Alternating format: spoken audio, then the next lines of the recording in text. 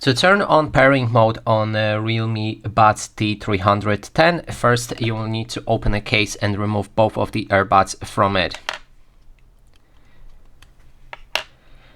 Then, to make that pairing mode actually work, you will need to wear both of the earbuds, and on both of them you will need to click and hold right here in this area for 4 seconds.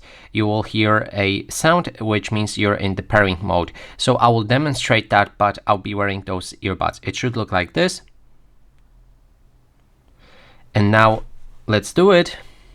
You will see the result on my phone right here.